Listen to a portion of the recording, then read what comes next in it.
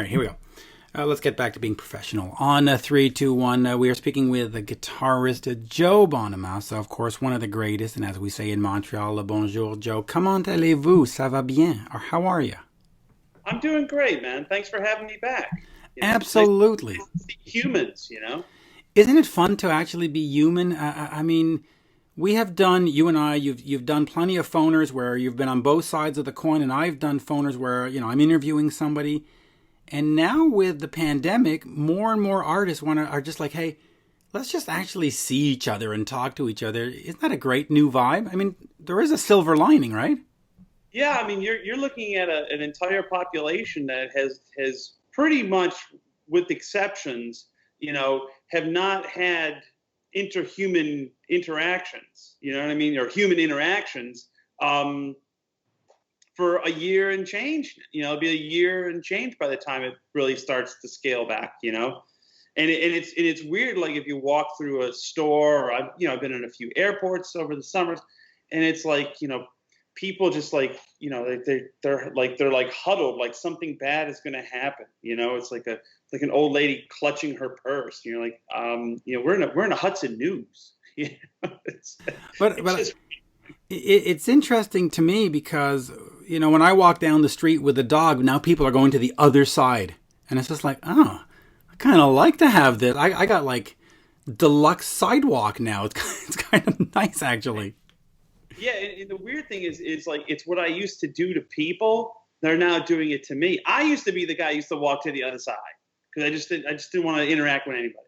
But now they're doing it to me, and I'm like, oh man, I used to make people feel pretty bad. Like I'm taking it personally. I'm like, wait a minute. I'm actually quite enjoying this. And you know what, though? I live out in a forest, so basically I see raccoon. I mean, if you ever see my Twitter, you see me and the dog. Like I just posted me in the forest 2 seconds ago. That's the backyard. Right. Yeah. So I'm kind of used to this. So COVID has just been my world now made global. So Yeah. works for me. I'm comfortable with that. It's going to be odd, but it's there is a light at the end of the tunnel. I mean, there is as the Brits say, a jab, and that's coming. And I mean, the jab's not going to make it like just overnight. Like, oh, okay, we're back. Let's boogie. It's going to slowly roll out over the next 6 to 8, 10 months.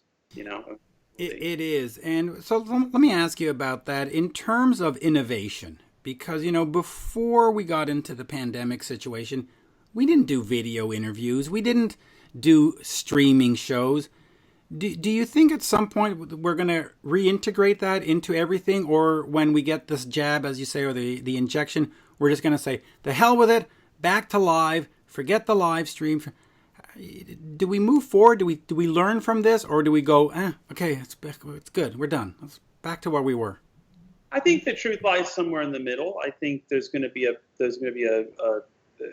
knee-jerk reaction going, okay, I've seen enough people's houses and kitchens and seen enough jamming in pajamas, and, I want to see, we're the rock stars of the world, please stand up and let's get back on stage, but there's also going to be like, okay, now that the cat's out of the bag, it's like, it's hard to put it back in, meaning that like, you can do Zoom interviews. You don't. I mean, like I wouldn't want to be in the commercial real estate business right now. I mean, I wouldn't want to be in a lot of businesses right now.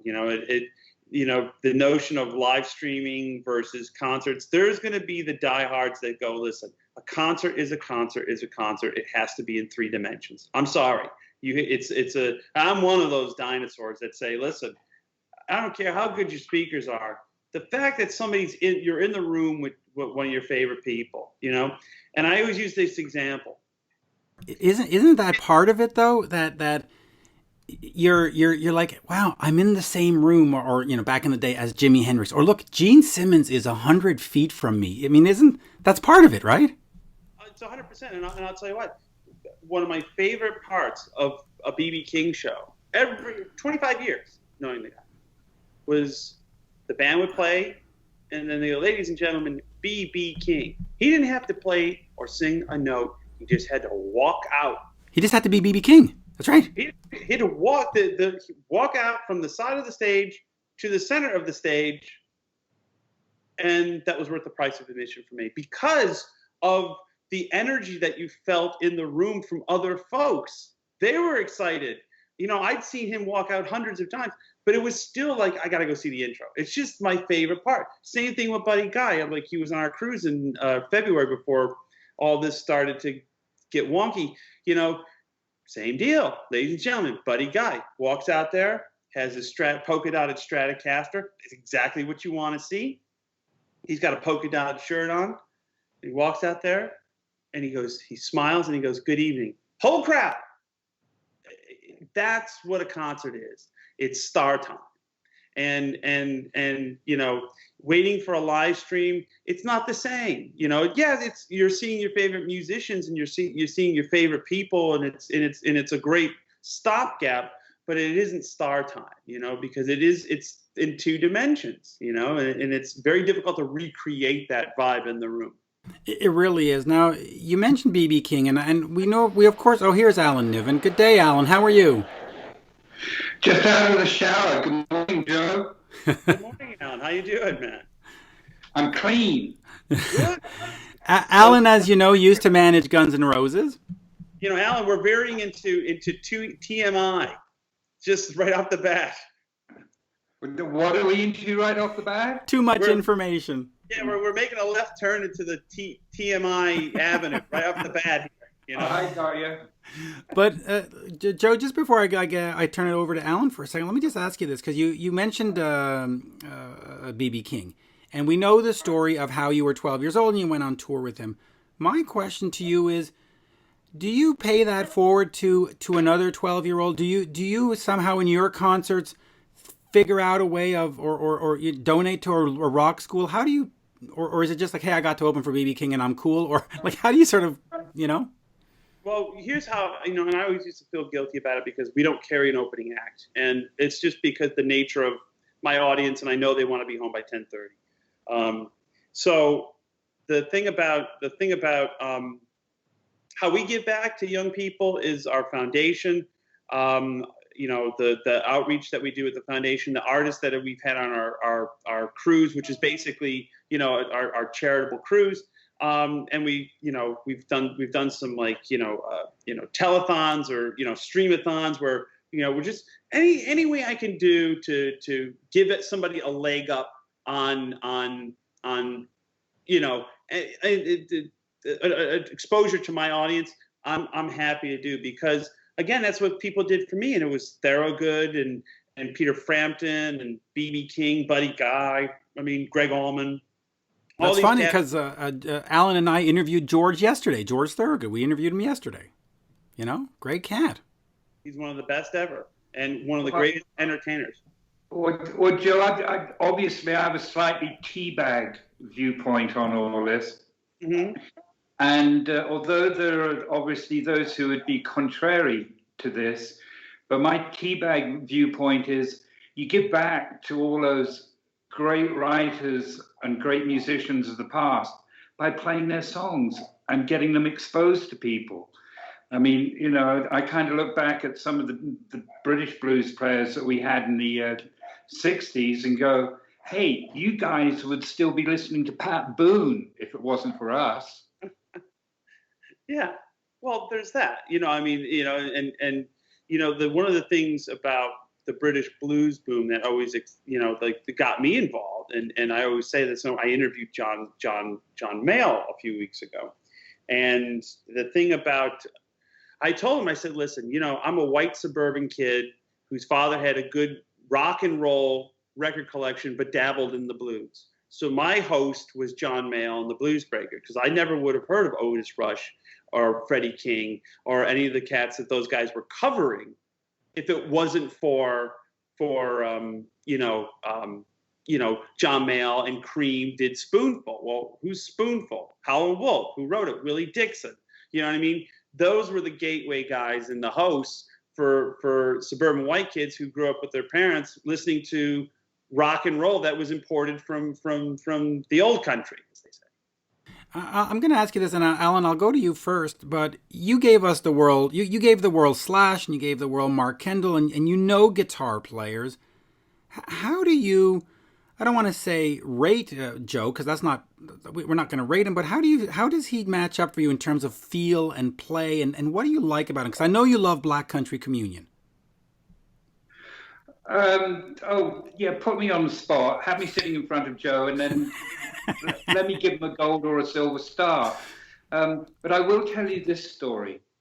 Back in the day when I started to develop a relationship with a guy called Scott Rowley, who edited a magazine called Classic Rock in the United Kingdom, he used to send me over discs of new music, new bands, new things. What do you think? And I remember very, very clearly sitting down with the missus and going through one of those discs one night. And we just looked at each other and said, there's one on this disc, and it's head and shoulders above everything else that's on the disc. And we looked at it and we went, Bonamassa, that's an interesting name. But that was Joe. And we went back to Scott and said, the only thing on this disc that we rate is this guitar player, because he has amazing feel. And one of the things that I find interesting about Joe is that he was obviously very fast out of the gate as a kid, but how unusual that somebody who is a prodigy actually blossoms and gets better and better and more expressive, more eloquent and more articulate in his playing. You're a rare beast, Joe. Thank you, Alan. I appreciate the kind words. It's Scott. Scott took a chance on me and put me on the cover of Classic Rock magazine. They're like, everybody's like, who is this Bona what guy? And and he invited me to the Classic Rock Awards, and I remember being at the Park Lane Sheridan is where they used to do it. And they would do it in the ballroom downstairs. And he was like, hey, go up there and play a song. We'll have Joe go play a song. I went up there and in front of Jeff Beck and Jimmy. I'm like, I'm insane, right? And I remember Doc McGee coming he goes, you had brass balls to do that. I go, somebody asked me to do it. I said, I couldn't get out. I was like, it's like the show must go on. I don't care who's in the room. But it was Scott that really championed me and tangentially with Planet Rock Radio and Paul Jones at the BBC. Really, there was a real undercurrent of support for me in the UK, and that kind of got me to the Albert Hall initially. So Alan, was that a gold star? Deserved support, and the other interesting thing that entertains me a little bit is it's cool to hear you acknowledging support you got out of the United Kingdom, but there again, where did Jimmy start? What was my strategy for breaking Guns N' Roses? It was through the UK. If you can get an audience to follow you there, you can get an audience to follow you anywhere.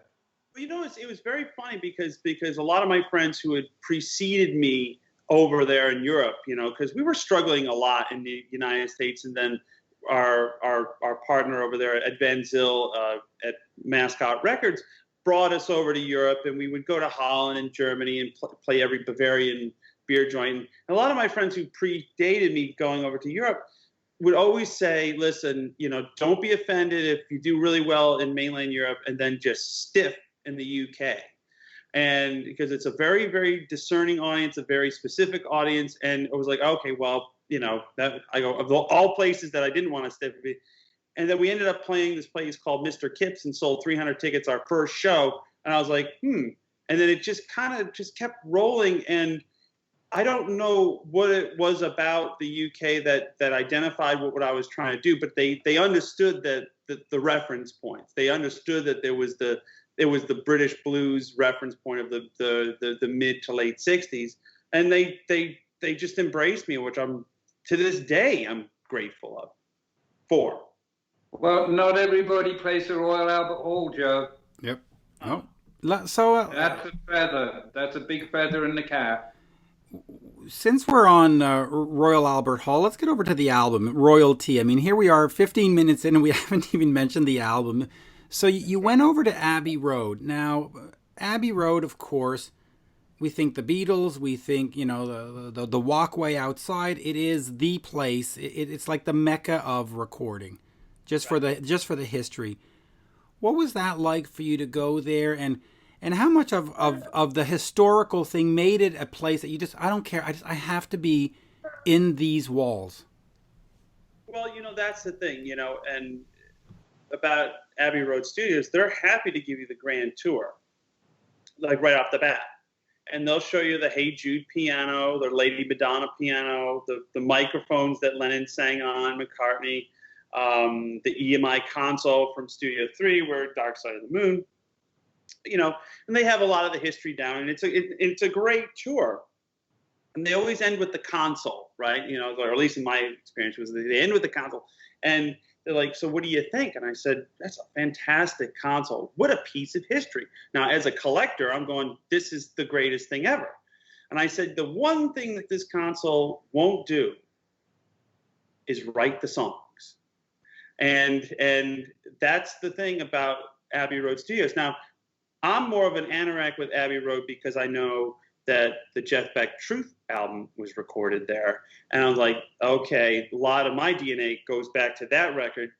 And then obviously the Beatles and Pink Floyd and just about everything you could think of that, you know, that was inspiring. But the thing is about that studio is it's not going to write the songs for you. So you have to go in there and be mindful that you still have a mission statement to make the best recording that you can, that just happens to be recorded at a world-class studio named Abbey Road. And that's what we did. And it came out great. I was really thrilled that the British influence, not only writing with Pete Brown and Bernie Marsden, helped the sound, but the actually just being in London and kind of immersing ourselves in the culture of both the studio and the town, it worked. Does that affect it at all? I mean, if you're in Las Vegas and there's all the gambling and stuff, you get into one mindset, and you go to LA, it's another mindset. Is there a very different mindset about recording in that kind of environment with that history and with, you know, the people around? I mean, does it change? Can it affect the sound? Can it?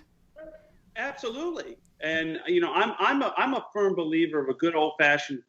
You transplant the band and the gear someplace. Like, you know, like the Stones, they would go to Montserrat, they would go to Muscle Shoals, and, you know, same thing with Clapton, you know, and a lot of these bands would just kind of pop around.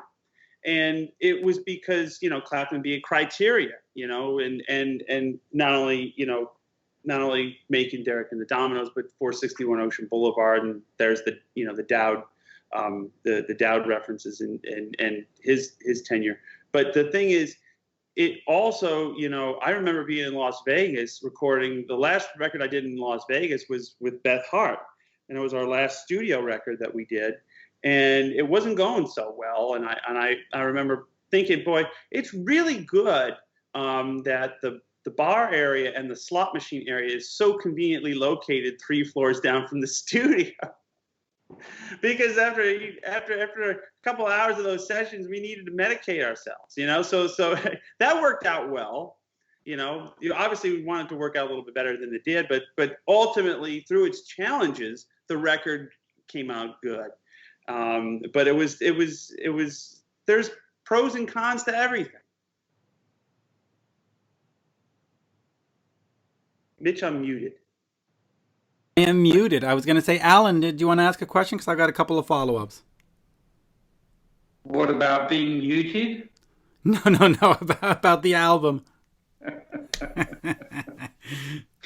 Joe, Yes. Can you identify a single track or a single and point a finger at it and go, that's the song I never recovered from. That's the one that got deeply into my bloodstream. That's the one that set me on my path. There's two. And the first one is Let Me Love You Baby, which is the second song off of Jeff Beck Truth. And I go, because the first song is Shapes of Things, which is a good version, but it was a good version, and I understand why they recorded it.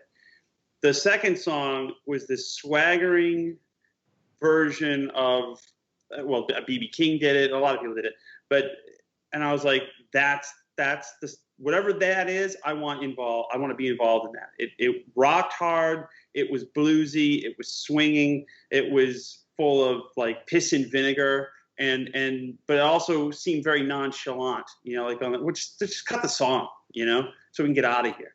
The second song that I Can Never Shake, and it's very obvious, but it's still my favorite Desert Island Blues song, is The Thrill Is Gone. Because it also proved that you can get very sophisticated with the blues, but still maintain that connection with the original masters, you know. And it's just such a great sentiment, you know, right off the bat. I love songs that start with choruses and the hook. The thrill is gone. Thrill has gone away. That's all you need to say, you know. And that's volumes. And you know, like how many people have tried to write The Thrill Is Gone, you know, since it came out. It's so painfully simple, but it's perfect in its execution and its sentiment. And the host who sang it, B.B. King, was the perfect guy to sing it. Absolutely. Let me get over then to back to the album Royalty. You got to work with Whitesnake guitarist Bernie Marsden, and I love saying that because I love Bernie. Talk to me about that friendship, because you know there's a difference in age, there's a difference in this. Maybe it's not the same musical genres, and yet it works, and his playing is just sublime, and those early Whitesnake albums are so incredibly bluesy. Talk to me about having him participate on this album. Well, you know, Bernie and I have been friends for about 12 years, and we're guitar geeks, but we love the same stuff, you know, and the great thing about Bernie is he was there hanging out with all those guys. You know what I mean? He knew Cozy Powell. He knew Ainsley Dunbar. He was there, and you know, he was hanging with, he was hanging with Jeff Beck. He was hanging with Gary Moore, and was in this band called Whitesnake, and wrote, you know, was part writer of Here I Go Again, and you know, but he was always the blues foil to he was the blues foil to the more hard rock tendencies of the other members of the band. And, you know, and that's kind of, you know, that's what made those early recordings, you know, work so well. And I love Bernie in the sense that he is enthusiastic about music as he was back when he was a kid. And I think he's now about 70 years old. And he's just a wonderful cat and a great writer and singer, and very underrated. Completely. And Alan, let me ask one more question. Yeah, go ahead. I got to say, Bernie does have that youthfulness in him. I mean, he went and played with my boy Chris Buck on a few gigs. And Chris said it was just an absolute pleasure to be working with Bernie. That he's got that fire. Great playing is like malaria. It's always in the bloodstream. It's just a question of whether you have a fever or not. It's always there. Yeah, right. It's a good way to play it. Now, you did the acoustic Cream album. You did Sunshine of Your Love. Right. It led to you working with Pete Brown, who was Cream's lyricist. Talk to me about that, and how important is it for you to have good lyrical content? Because ultimately, when you go see a Joe Bonamassa show, this is my perception, you want to see Joe Bonamassa rip on guitar. I mean, that's what you're paying for. But yet, you have to have other content. So how important is the whole lyrical thing to what you do, or is it just window dressing? I mean, is it the parsley on the steak? No, it's not. And you know, the more T's and I's that you dot and cross, the better off you are as an artist. Now, I understand that people come to see my show. If I said, you know, I got a lot of stuff I want to get off my chest tonight, and I'm just going to grab this acoustic guitar and not take any solos and just sing some words to you. There will be open rebellion in the theater. Okay, open rebellion. Okay, I know why they're there. Okay, but if you can also say something with a lyric and you can also say something with a song, that's the perfect storm. You know, and the better the songs that you have, the better arrangements you have, the more musical that you are, the better statement that you make musically, it just goes to bolster why people are there to begin with. So the solo is shaped up better, and not only is that a great song, it was a ripping guitar solo at the end. So that to me is a win-win. A lot of times in blues rock, what gets left on the cutting room floor is, like you said, lyrically, arrangements, and songs. So the more you work on that tough stuff, everybody who gets into blues rock guitar, as a professional, could probably really play. So the more you work on the other stuff, the more your star rises, because you've put in that work, and it pays off. It really does. I mean, when I started getting better songs and arrangements and production, my fortunes went up exponentially. That you can trace that right back to Kevin Shirley. Well, Mitch, you also got to keep in mind that, as far as this old teabag is concerned, my initial connection with Howling Wolf was his voice, which I found terrifying. I had no idea what he was on about, but I knew he meant it. My initial connection with Muddy Waters was his voice and what he was saying. And in the most simplistic of blues structures, you say a couple of things, you play a couple of lines. You say a couple of things, you play a couple of lines. It's that balance between the two. But the power of the vocal of someone like Howling Wolf is just immeasurable. Yeah, and like those kind of guys can sing the phone book and make it seem authentic, and that's a skill in itself. But if you're saying something like, I think back to guys like Willie Dixon, Howlin' Wolf, Muddy Waters, Robert Johnson. These were high level poets, that were taking what they saw and what they lived and putting it into poetry, and making it look easy and simple at the same time. We've been chasing it for 85 years, and still can't figure it out, and still can't do it in the way that kind of services the soul, not the mind, and it's really an interesting, it's a really interesting way to look at songs, especially in a blues sense, that they've all been written before, but how do you just make interesting twists and turns to make them your own and make them mean something to other people? Joe, you said a magic word. You used the word poetry. Mm-hmm. And in my book, Jimi Hendrix, what else can ever be said? But the one thing that I think most people overlook with Jimmy was he was an incredible poet. The song Drifting to me is just magical.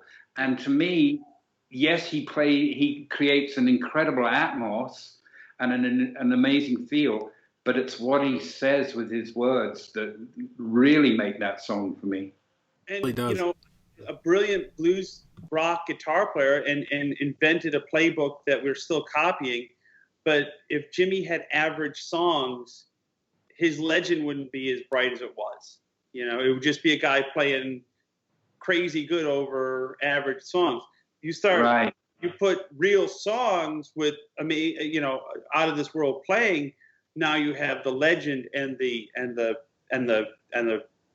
timeless music of Jimi Hendrix, and that's what a lot of people tend to overlook, because they think it's a pissing contest of like, well, this guy can play better than you, or that guy can play better. But it's whoever has the deck of cards with the best songs would generally be remembered more fondly. Oh, absolutely. How many songs exist? Yeah, billions. Let me ask you this, Joe. Joe, hold on. Go ahead. Billions? Well, since the beginning of time, yeah. 6. I love you, I hate you, I feel good, I feel bad, the world is great, the world is fucked up. What brings me back all the time is the idiosyncrasy of the personality who is writing that song. It's how they express their own character. Right. It's how you take those sentiments and make them your own and make them very personal, and how it affects others. I've written songs that to me were very, very personal and very sad, and people play them at weddings and bar mitzvahs because they took it as a joyous occasion. I go, you didn't get why I wrote it. I don't care. I'm glad you enjoyed it. So it's all personal. It's interpretation of the words and the sentiment. Let me ask you about the producer Kevin Shirley. You have worked with Kevin a lot, but he's also done Iron Maiden, Slayer, Dream Theater, Rush, Aerosmith, which for some you'd say, well, that's not Joe Bonamassa's lane. What does he bring in the fact that he does have that sort of heavy metal pedigree, and he's of course done a whole bunch of other stuff, but what can a guy like that bring instead of going, oh, I got the famous blues producer, I got the famous, guitar producer, having a guy who has that broad palette? Well, yeah, that's what you want. I mean, the thing about a producer of music, now there are certain producers that's all they do is a certain style of music. Nashville is filled with them. It's like they're country producers. They do pop country, they do traditional country, they do some sort of 615 type of music, Americana.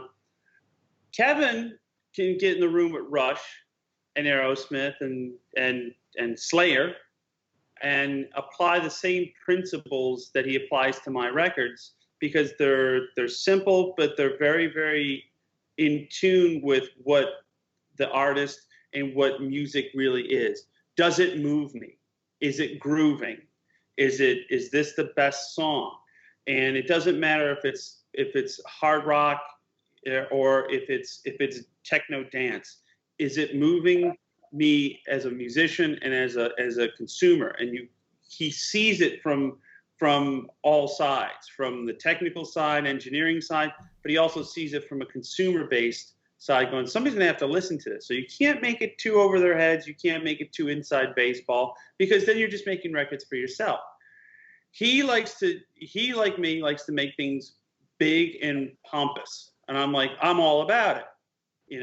Strings, let's boogie. Horns, let's boogie. Big guitars in the blues context, nothing subtle.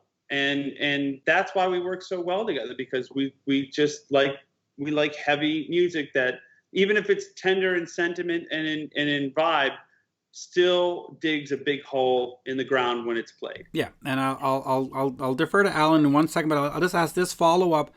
Is there at some point, I don't want to say a danger, but that's the only word that's coming to head, where if you're just working with Kevin so often, it just becomes like this team where it's just always, it ends up being the same thing? Do you at some point have to move on and say, Kevin, I love you, but I have to do whatever, Rick Rubin on this one, just because I need a different something? Well, here's the thing. I learned from guys like Tom Dowd and the Allman Brothers sounded a lot different in 1969 as they did in 1990. Okay, Tom Dowd produced all the records. Okay, at a certain point, it's your personal responsibility. You can't just say, like when people hire a producer, going, I'm going to hire Mutt Lange produce a record, or Rick Rubin produce a record, and Rick Rubin or Mutt Lange or Kevin Shirley or whoever is going to get in the room. It's like, okay, what do you got? Well, I hired you. I want that Rick Rubin sound. He's like, what do you got? If you don't have anything, if you have nothing to say, if you have nothing to bring, and you're just looking for a Svengali, that's the word I was searching for in the stop gaps. Great Canadian band, by the way. Yeah. If you're looking for a Svengali, then chances are artistically you're leaving a lot on the table. So when you show up, you got it like, this is the mission statement. This is where I'm at artistically at this particular time in my life. And then Kevin's job, or whoever's job, is to make the best record for you. I just got done producing Eric Gales, and I did 2 records this year. I did Joanna Connor and I did Eric Gales. And you would think, well, Joe Bonamassa, Eric Gales get together, it's just a guitar wank extravaganza. No, because my thing to Eric, I said, we need to figure out what you want to say, and we need to make you into an artist, and we need to make you into, he's already an artist, but we need people to go, I didn't expect this from Eric Gales. He's a real singer, he's a songwriter, he's an artist, 360 degrees around, plus he's a brutally good guitar player. That was the mission statement from the downbeat. And it's the same concept you apply to Kevin Shirley. It's like you work on the stuff that you're not as good at. the guitar being, I'm pretty good at it. So you got to work on the other stuff. Absolutely. Alan, go ahead. You work with Beth Hart. You obviously have the intelligence and consciousness to feel comfortable working with a female voice. Have you ever thought about making a record or cutting a couple of tracks with Ann Wilson, who I think could have been one of the greatest blues singers ever? Oh my God, yeah. I mean, I would work Ann Wilson anytime. I mean, she's fantastic. One of the things about working with Beth, I had the idea because I was just I had just got, this is early iTunes. I downloaded the Get Your Ya-Ya's Out collection. I already had the record, but I wanted the opening acts. I wanted B.B. King live at Madison Square Garden. One of his seminal performances was during that. Please Accept My Love will change your life. And Ike and Tina. So I basically bought the box set because I wanted the whole show. I wanted the opening acts. And when I heard Ike and Tina's set, which was basically just a bunch of amped up soul tunes and covers, and they were doing like Proud Mary, they were doing Come Together from the Beatles. And I had just seen Beth play in Lucerne, Switzerland. And I kind of started connecting the dots, and I said, well, if we could get her a bag of good songs, it doesn't matter who wrote them, and a world-class band and dais and production, and just kind of send her out there and she can do her thing, this would be unstoppable. And we approached her and she was keen on doing it. And it was really a fun experience while it lasted. We've done, I think, 4 records and a DVD, and it was a great experience. She, when she's on, there's no better for my money. And that's not a male female thing. That's just, I don't care who's standing there. That is Steve Marriott and Etta James reincarnated, and sometimes in the same song. Awesome. Absolutely. And I will wrap up on this because I know you have to get going. We, of course, talk all the time about Black Country Communion. Last album came out in 2017. There's just a great love. There is a true love for that band. Is that something that you still want to revisit and you still want to do, or do you get tired of the question? It's like, oh, really, another Black? Like, where are you in that whole process? Glenn and I talked about. Now, Glenn is involved in a band called the Dead Daisies, and he's been busy with the Dead Daisies for, I want to say, a good year and a half. But we talked about exploring to start writing next month for a new record. This was months ago before the pandemic. So that's kind of been pushed a year out. So everything has been pushed a year out from where it was. And I think we have one more Titanic record in us. And I think we have some shows left in us. And I think, I enjoy being a member of Black Country Communion much more than I did 10 years ago. 10 years ago, it was a bit of a culture shock for me. And to my own fault, I could not adjust properly. And I think it was a culture shock for everybody, just going, okay, everybody used to being their own boss. Now there's a collectivity of it all. And you're like, whatever. But when the thing fires on all cylinders and, you hear that bass, and you hear that voice, and then you hear Derek, and then you hear Jason. You're like, my God, this is what it was like back in '72. When Deep Purple Mark III, or I think 47th year. So it was '73 was when they fired up. It was just the anniversary of the day. When Coverdale and Glenn and Ian Pace and John Lord and Richie Blackmore fired up in Copenhagen at the KB Hall. Right. Yes. Yeah, I posted about that yesterday, actually. We played there right before it burned down. Okay. And we butchered the song Burn. I'll never forgive myself. It was, we all did. Anyway, we should have known better. Anyway, but I go, this is what it was like. Okay. Because to have that confluence of energy in a classic rock and roll sense, you just go, whoa, that is what it was. That's moving air. And that's, I was like, just to be a part of that is just, it's an honor. And I love all those guys. And So they're very thrilled. And Titanic has to be the name of the album. It just has to be.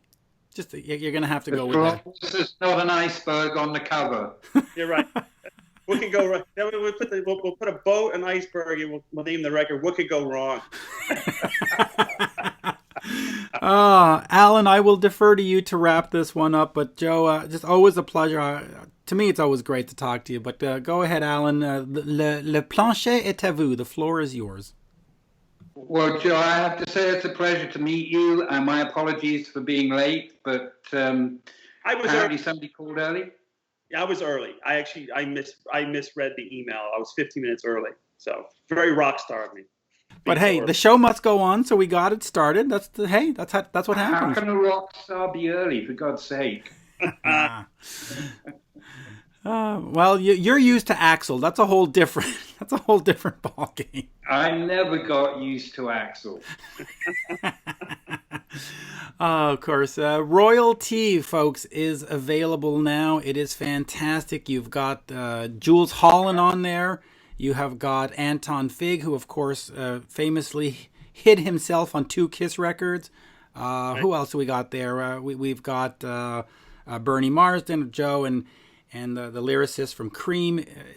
And Abbey Road. I mean, it's like the perfect confluence of everything. It's the perfect storm.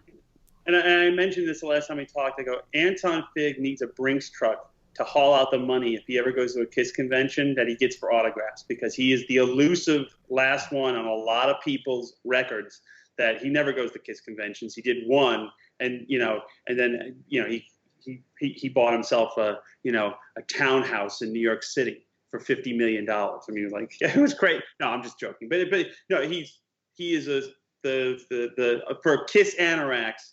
The Fig is a big part of that band's legacy. I know, but he was always busy with Letterman and stuff, and so he didn't need to do them. And I also think he's a bit shyer in terms of wanting to do those. I don't think he's I want to sit and sign kind of guy, but what a massive drummer. Holy a massive drummer and a great guy. Love him to death. Yes, so. Thank you, sir. Thank you, Joe. Alan, anything? Just stay safe. I hope you're dealing with the COVID stuff okay. Yeah. Are you going cabin crazy yet? No, I've been I pop around. I got the gloves and the mask, and I'm not scared of the airplane, so I pop around a little bit and visit various locations of guitar collections, and so. But yeah, I think collectively, I think the entire world is okay. We're good. It's time to let's start scaling back to where we left off a year ago, and exactly. Social beings again. So it's yes. Yeah, well, we're getting there. 2021 will definitely be better for rock and roll than 2020. And on that, as we say in Montreal, merci beaucoup. Always a pleasure. Thank you, guys. I appreciate it. I'll see you guys soon. Yes. Cheers. Absolutely. All right. Thank you, gentlemen. All right. Let me hit.